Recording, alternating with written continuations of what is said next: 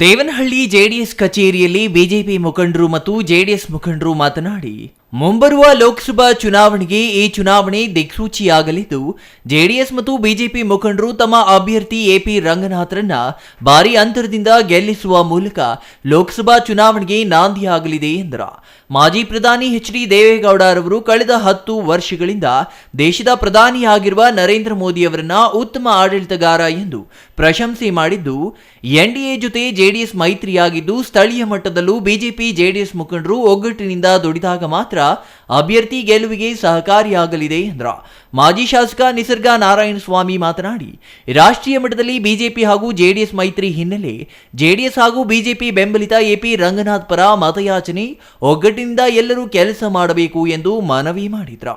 ಉಪಚುನಾವಣೆಯಲ್ಲಿ ಕಾಂಗ್ರೆಸ್ ಅಭ್ಯರ್ಥಿಗೆ ಮತದಾರರು ತಕ್ಕ ಪಾಠ ಕಲಿಸಿದ್ದಾರೆ ಎಂದರು. ತಾಲೂಕು ಜೆಡಿಎಸ್ ಪ್ರಧಾನ ಕಾರ್ಯದರ್ಶಿ ರವೀಂದ್ರ, ಬಿಜೆಪಿ ಜಿಲ್ಲಾ ಮಾಜಿ ಅಧ್ಯಕ್ಷ ಕೆವಿ ನಾರಾಯಣಸ್ವಾಮಿ, ಜೆಡಿಎಸ್ ತಾಲೂಕು ಅಧ್ಯಕ್ಷ ಮುನೇಗೌಡ ಇದೇ ಸಂದರ್ಭದಲ್ಲಿ ಹಾಜರಿದ್ದರು. Satish Kumar, CTV news, Devanahalli.